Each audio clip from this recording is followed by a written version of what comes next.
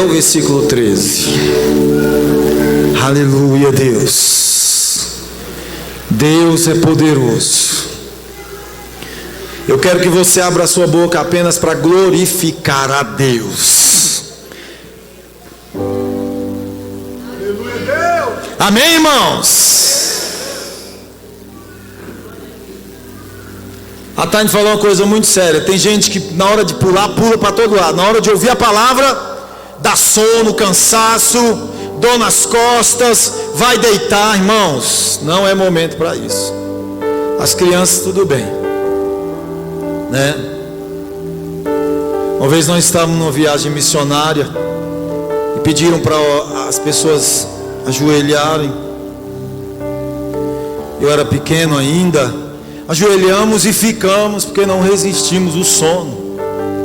Todo mundo levantou e a gente ficou ajoelhado lá. Aí a irmã Yara foi lá: acorda, acorda. É para estar orando, não é para estar dormindo, não. O que Deus trouxe para falar nessa noite é batalha espiritual. Amém, irmãos? Batalha espiritual. Muitas pessoas estão batendo com a cara na porta da derrota, porque não compreendem mais que tudo ao nosso derredor, no reino espiritual, no mundo espiritual, está em constante batalha. E ao final dessa palavra, Deus vai mexer com muitas pessoas que têm tido constantes derrotas. Por quê? Porque não tem compreendido o que é a batalha espiritual. Falava-se tanto disso na igreja, pregava-se tanto em batalha espiritual, e as pessoas ficavam atentas. Hoje a gente fala pouco, hoje a gente prega muito outras coisas, mas a batalha espiritual nós estamos perdendo, porque não estamos aprendendo a ouvir. E naquilo que eu acho que sou sábio ou forte, eu não vigio. Aí o diabo entra e faz uma bagunça. Efésios capítulo 6, versículo 10. No demais, irmãos meus, fortalecei-vos no Senhor e na força do seu poder. Revesti-vos de toda, repita comigo, de toda... Não ouvi nada, irmão. De toda a armadura de Deus, para que possais estar firmes contra as astutas ciladas do diabo. Porque não temos que lutar contra a carne e o sangue, mas sim contra os principados e potestades, contra os príncipes das trevas deste século, contra as hostes espirituais da maldade nos lugares celestiais. Portanto, tomai toda a armadura de Deus, para que possais resistir no dia mau, e havendo feito tudo, ficar firmes. Você pode aplaudir ao Senhor Jesus por essa palavra, amém? Olha para cá, olha para cá. Escuta. O pastor estava pregando, como fazia sempre, nas ruas de uma grande cidade. Ele tinha uma igreja muito pequena, com poucas pessoas. E aí ele pregava todos os dias as ruas e tal. Aí chegou uma mulher incrédula perto dele, escutou a palavra e no final falou assim, chegou lá perto dele e falou bem assim: você acredita mesmo no que você está falando aí na frente? Aí o pastor falou: acredito. Acredita mesmo no que você está falando aí? Acredito. Então vamos comigo. Você precisa ir comigo lá na minha casa, porque tem mais de 20 dias que a minha filha está possessa por um demônio tão forte que ela tem que ser amarrada em um tronco de uma árvore. Aí aquele pastor disse que sentiu um frio, um calafrio aqui na espinha. arrepiou de cima a baixo. Meu Deus. Chegou lá e, tá bom, vamos. E foi com aquele medo, aquele pânico, pavor. Nunca tinha enfrentado uma situação dessa maneira. Aí chegou lá na casa, olhou aquela cena terrível, tenebrosa. A mulher amarrada, as mãos e os pés no tronco de uma árvore, rugindo como um animal, a coisa tremenda. E aí ele começou a orar e nada. E começou a orar e começou a ler todos os textos que conhecia e fazer toda aquela situação que ele sabia. Nada aconteceu. Ele falou: peraí, vou chamar uns missionários lá da minha igreja. Levou todo mundo. Começou a orar e nada. O demônio zombando da cara deles. Passaram-se 3 dias e ninguém conseguiu expulsar o demônio daquela mulher. Aí o pastor falou: não tem condição. Não tem condição. O meu nome aqui acabou nessa cidade, eu tenho que ir embora. Eu vou fechar a igreja. Eu fui ridicularizado. Passei 3 dias orando ali para a mulher e nada. Todos os pastores da minha igreja foram, todos os missionários foram e nada. Não sou mais respeitado aqui. Aí Deus falou para ele assim: não, você não vai fechar a porta da igreja. Você vai pegar todos os seus pastores, todos os seus missionários, vai colocar eles dentro da casa do Senhor e vai orar e vai buscar a face de Deus. E eles entraram, fecharam as portas da igreja e ficaram buscando a face de Deus, buscando a face de Deus, buscando a presença de Deus. 1 mês, 2 meses, 3 meses, 7 meses depois, o Espírito Santo encheu aquele lugar de uma forma tão tremenda, tão extraordinária, que ele se levantou, e se levantou um homem cheio do poder de Deus. Abriu as portas da igreja e andou de uma forma diferente. Ele falou: vamos. E todo mundo se levantou: vamos. Porque quem vai para a batalha não vai de cabeça baixa, vai de cabeça erguida.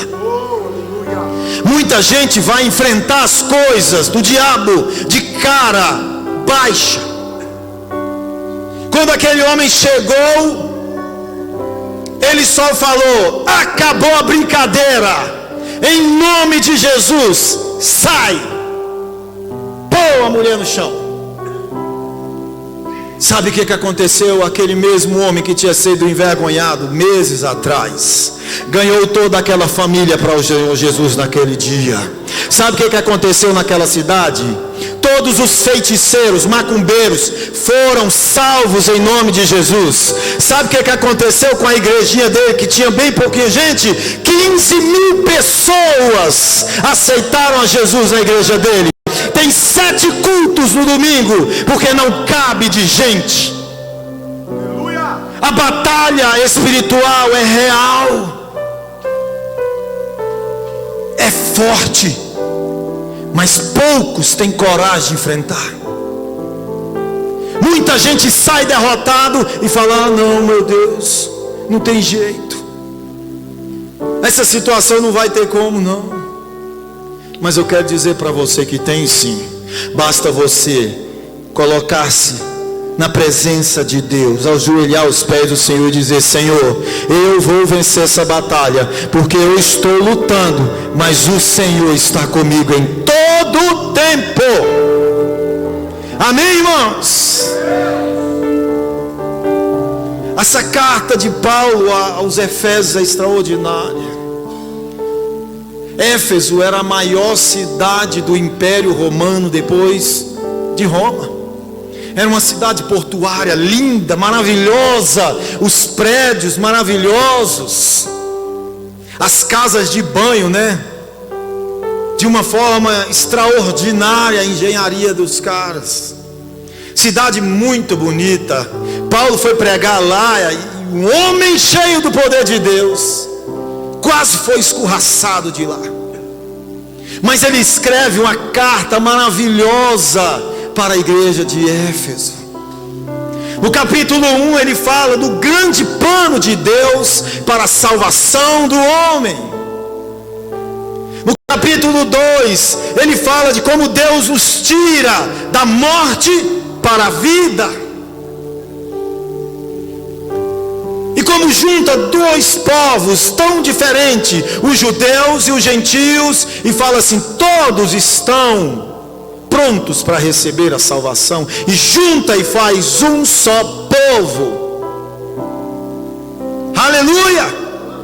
No capítulo 3, meu irmão, ele fala do grande evangelho, do mistério de Deus, do evangelho do Senhor, que é revelado àqueles que aceitam ao seu nome. Todos nós temos a revelação do evangelho agora. Todos podem alcançar a promessa de Deus. Está acordado aí, amém? Capítulo 4, ele fala da unidade do corpo de Cristo. O povo de Deus tem que andar como um só povo, uma só nação. No capítulo 5 ele fala assim: tudo isso é bom, mas nós temos que ser cheios do Espírito Santo de Deus. E por fim, no capítulo 6, ele fala: está cheio do Espírito Santo, está unido, vocês agora são um só povo, vocês agora conhecem o mistério revelado do Senhor, agora é tempo de batalha, é tempo de guerra. Tem gente que acha que a vida cristã é uma ilha paradisíaca, né? Chega na ilha: eu aceitei a Cristo, o Senhor me recebeu, agora tudo vai ficar bem. Aí vem as primeiras batalhas, vem as lutas. Eu quero dizer para você, irmãos, que nós estamos em guerra. A igreja do Senhor está em guerra. É só você olhar para o nosso país. Não precisa olhar para países distantes, não. Olha para o Brasil. Estamos assim de uma guerra. Tanto uma guerra civil, é um grupo aqui, um grupo aqui. E o diabo tentando zombar da cara da igreja do Senhor. Quantos aqui são igreja do Senhor Jesus? Você é igreja do Senhor. Você é um guerreiro de Deus. Ele te chamou para isso. Mas na batalha nós cometemos dois erros muito sérios. Tem gente que faz isso. Nós subestimamos o inimigo. Não, o diabo não é nada não. Satanás não tem nada a ver não. Não dá para você guerrear se você não conhece com quem está guerreando. Tem gente que brinca com Deus. Tem gente que parece que não percebe que o diabo faz laços, ciladas, para tragar a sua vida, para tragar a sua alma, para destruir a sua família. E não há nada mais perigoso do que quando o diabo é sutil. Sabe quando acontece isso? Quando você nem percebe, mas há anos ele vem tramando contra você, até dar o bote final e te derrubar. Tem tanta gente que não percebe isso. Olha para cá. Outro erro que a gente comete é superestimar o diabo. Não, diabo? Não posso não, ele é muito forte. Saiba de uma coisa, que tudo o que Satanás tenta fazer só pode ser destruído por aquele que vive e reina para sempre. E quem está na presença de Deus vence a batalha, não perde. Então, pastor, por que tem tanta gente derrotada? Porque parou de guerrear tem tempo. Quem já viu assim um quadro que às vezes tem algumas igrejas, às vezes tem até na sua casa mesmo, o quadro dos dois caminhos. Quem já viu esse quadro? Tem um caminho largo, né? Cheio de gente, cheio de coisas, né? E o caminho estreito. Já viu que antes de um dos dois caminhos tem umas pessoas paradas ali? Não existe aquilo, irmão. Não existe isso. Ou você é guerreiro, ou você é derrotado. Ou você é de Cristo, ou é. Tem gente que tem medo até de falar. Ou você serve a Deus, ou serve ao diabo. Não, você não pode falar isso não, eu estou na igreja há 30 anos. Mas há 30 anos não foi convertido. Há tanto tempo, a palavra de Deus não surte mais nenhum efeito na sua vida. Se está assim, ainda há tempo de parar hoje e falar: Senhor, onde é que eu perdi a batalha? Foi lá atrás. Você tem que voltar lá, ó. Está caído, está desestruturado, tem que voltar. O problema não é a presença do diabo, o problema é a ausência de Deus na vida de muita gente.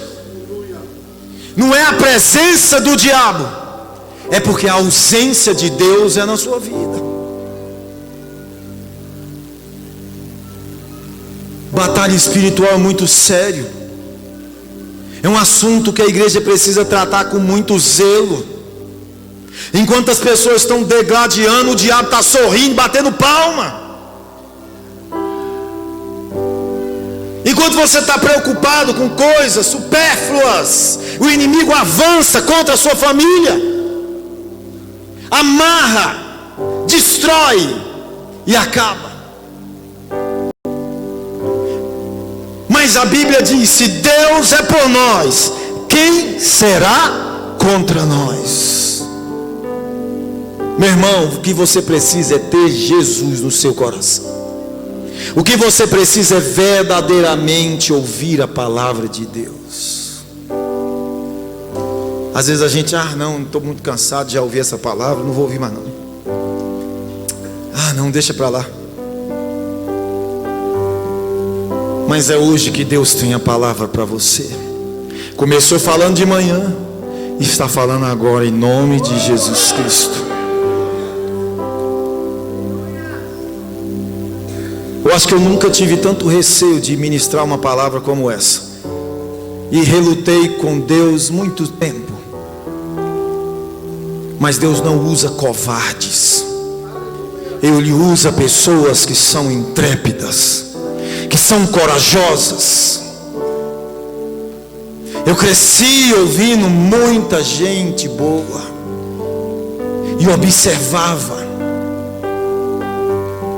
Eu cresci ouvindo grandes homens e mulheres de Deus pregando e observava. Eu era criança, nunca me imaginava aqui, mas se Deus me colocou aqui, é para a honra e para a glória do nome dEle.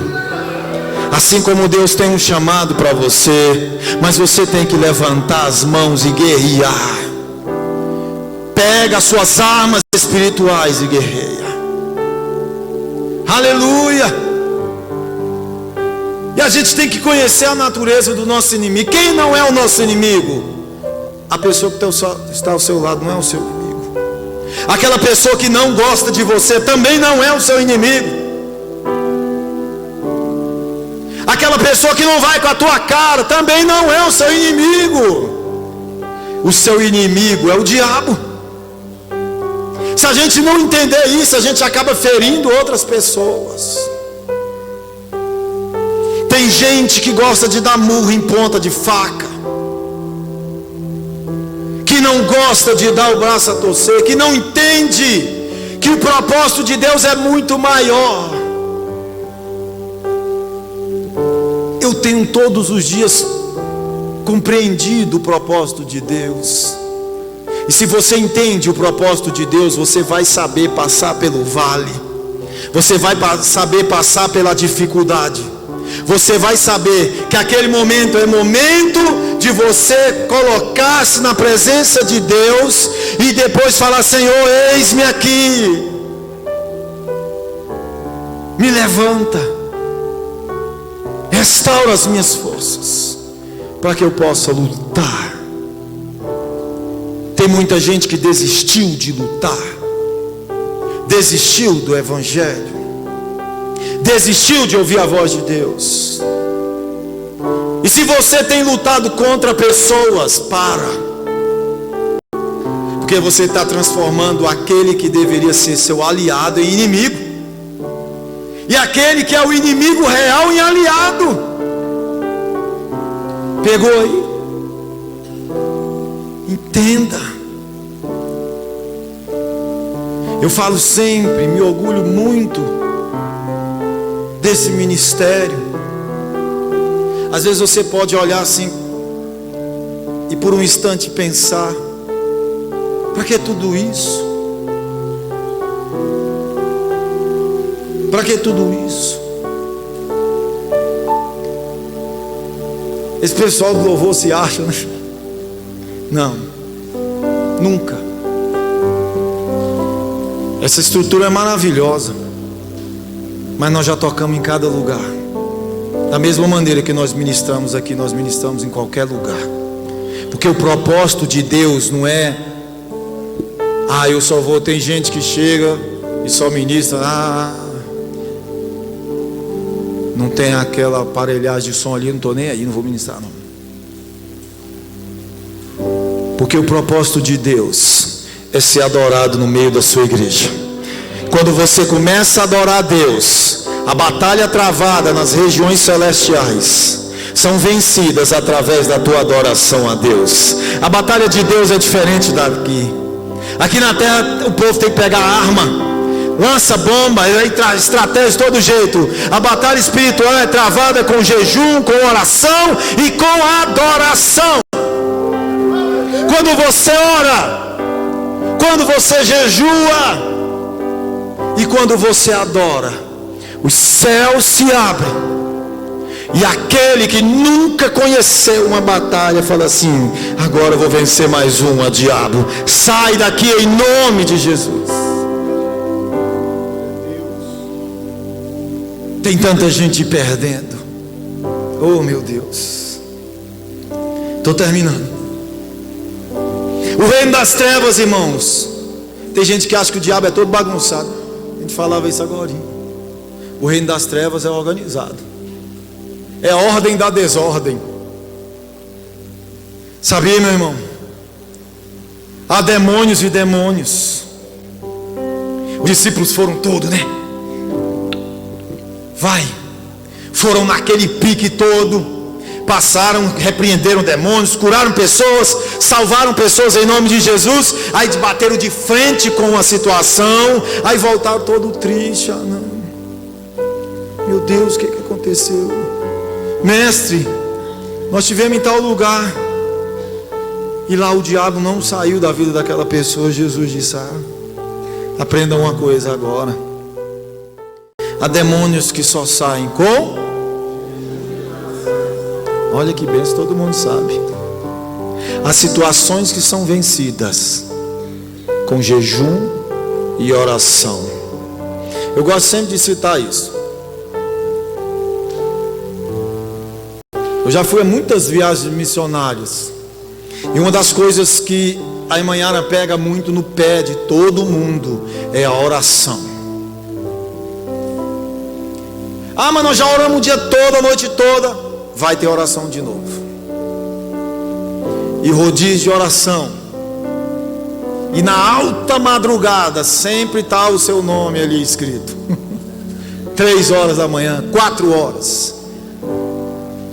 Ou então quando você pega o horário de 5 às 6, que volta bem caladinho. Deita, quando deita, fala... Aí amanhã vem, pô, chute na porta. Acorda que já está na hora de acordar. Muitas vezes o coração vai lá fora e volta. E às vezes a gente não entendia por que orar tanto. Meu Deus, nós já oramos. Às vezes as palavras tornavam até repetitivas. Uma vez eu peguei um relógio de oração lá numa cidade chamada Serrinha dos Pintos. Na minha vida inteira eu nunca vi uma cidade com mais sapos do que aquela. Nunca. E eu tenho um certo receio dos sapos.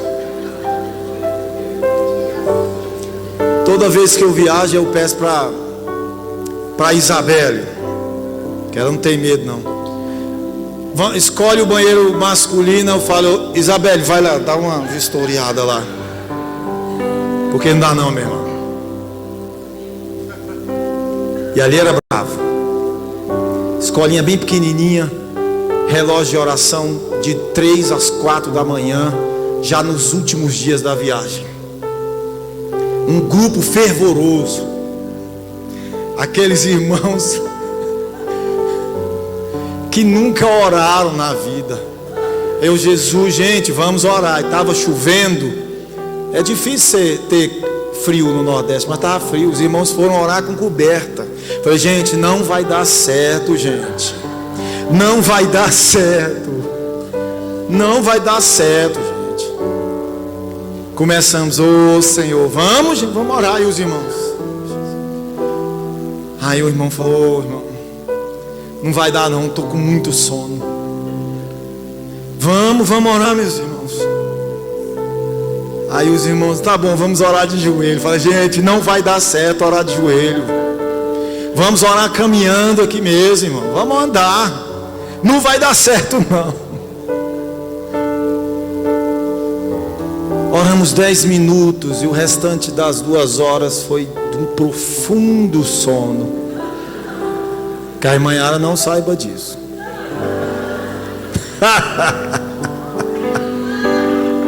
Já sei, eu nem sabia. Mas Deus revelou muitas coisas ali, irmãos. Às vezes durante a batalha a gente dorme, né?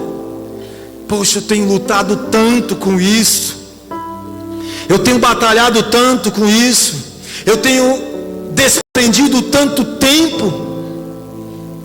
Aí você vai se cansando, vai se cansando, vai se cansando.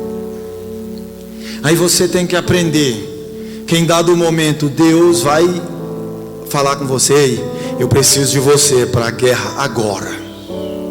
Cadê as tuas armas? Em Efésios, Deus fala das armas, da armadura completa de Deus. Aí você, quando é colocado numa situação, você não sabe o que fazer. Aí você tem que, meu Deus, e agora o que é que eu vou fazer? É por isso que o soldado tem que estar alerta. E havendo feito tudo, ficar firmes. Se você não ficar alerta, você vai dormir. Se você não prestar atenção, você vai baixar a guarda. Ah não, mas eu já orei, já jejuei, vou encerrar aqui. Aí é nesse momento que o diabo vem bem devagarinho. Pá! Derruba você. Não, mas eu estou na igreja. Não, mas eu estou firme com Jesus. Não, mas... aí é um dia sim, um dia não. Ora hoje, amanhã, depois, 20 dias não. E o diabo não brinca de ser diabo. Enquanto nós estamos aqui, ele está rangendo os dentes ali fora, com raiva.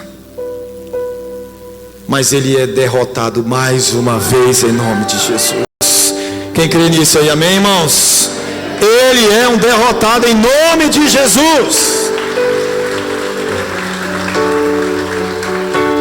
Não tem campo neutro, meu irmão. Ou você é guerreiro ou é vítima. Ou você entra para a batalha para vencer, ou perde. Não tem campo neutro. E a guerra vencida é vencida pelo Deus quando, em vez de você subir, você desce em oração. Quando, em vez de você se exaltar, você se humilha na presença de Deus. Gideão precisou de pouquíssimas pessoas para vencer uma guerra que ele não precisou fazer absolutamente nada. Só se colocar na presença do Deus Todo-Poderoso. E Deus fez um alvoroço e Ele venceu a batalha. Ele que venceu. Ele é que derrotou o diabo.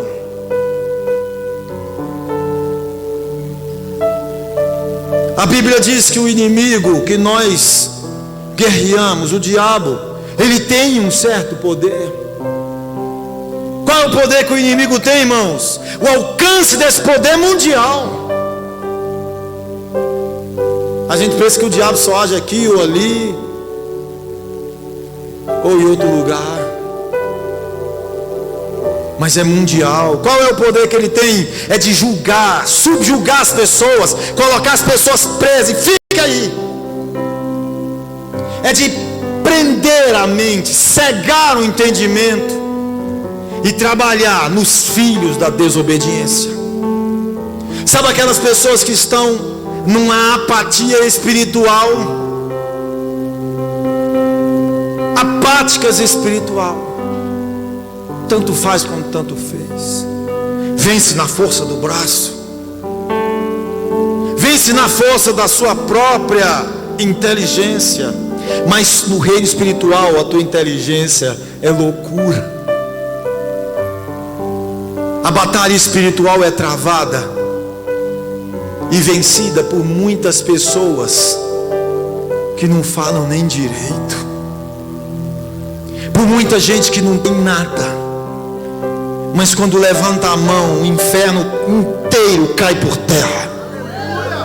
Por pessoas que você olha e não dá nada por ela. Você olha assim e fala: aquela pessoa ali, tem certeza? Não é possível. Aquela pessoa ali é. E quando a pessoa levanta a mão e começa a clamar o nome santo do Senhor Jesus, dizer: Senhor, eu estou aqui, Deus vem sobre aquela pessoa e fala: eu sei, meu filho, o que você quer? Está entrando na batalha? Eu vou na tua frente, porque eu sou o Senhor teu Deus. Deus está dizendo para muitas pessoas aqui nessa noite: Ele precisa estar à frente. O diabo é maligno.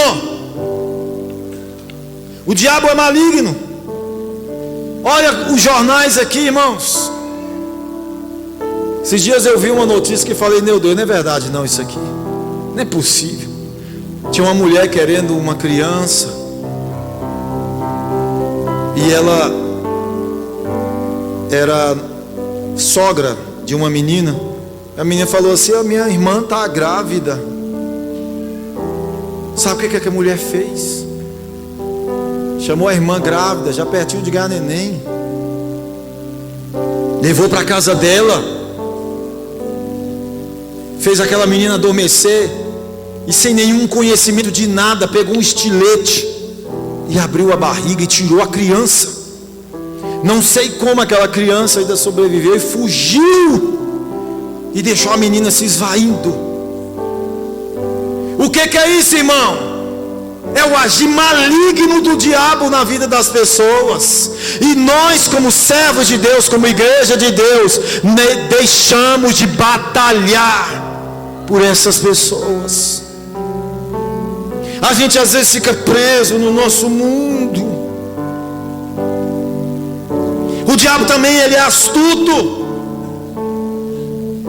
Ele planeja todos os dias uma cilada para você. Não, ele não vai mexer comigo não estou nem pregando, nem cantando, nem não sou da equipe de apoio. Não vai mexer comigo não. Quem disse? Todo dia ele arma uma cilada para você. Mas nessa noite as ciladas dele vão ser desbaratadas aqui, em nome de Jesus. Abra a tua mente. Na sua própria força você não vence nenhuma batalha. É na força do Senhor que você vence. Então hoje é noite de se colocar na presença de Deus e dizer: Senhor, tem misericórdia de mim. Tem misericórdia de mim. Ele é astuto porque ele chega na hora da necessidade. O diabo não é besta. Ele só pode te convencer com aquilo que você mais quer.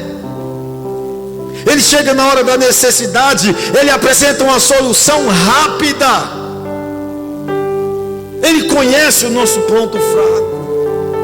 Naquilo que nós achamos ser forte, a gente acaba não vigiando. Ele vem com tudo para destruir. Entenda, irmãos. Entenda o propósito de Deus. A estratégia do inimigo, ela é muito grande.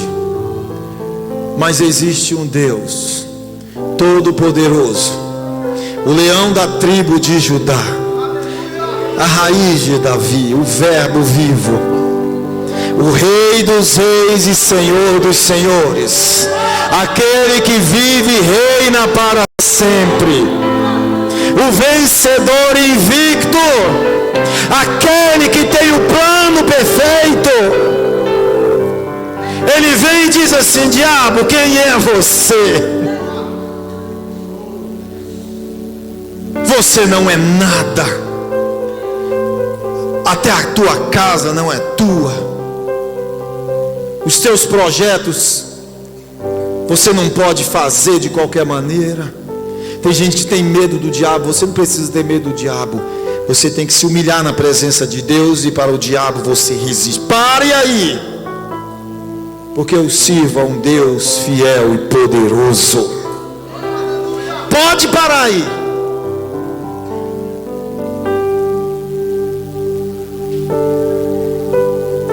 Em Lucas capítulo 11, versículo 21 e 22, quando Jesus enfrenta os fariseus, e ele diz assim: olha, aquele que tinha uma casa, que estava armado com uma armadura, que tinha um certo poder.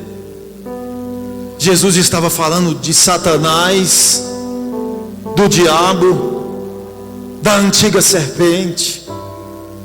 Ele estava falando aquele que tinha um certo poder, que tinha bens guardados nessa casa e que estava vestido de uma armadura. Veio um que tem muito mais poder, que tirou-lhe a armadura, que tirou-lhe a autoridade, que tirou-lhe o direito de defesa, que pegou os despojos e repartiu. Ele está dizendo assim: o diabo achava que tinha poder, pois Jesus veio lá e destronou e falou assim: tira a sua armadura, porque aquele que é meu você não vai tocar mais.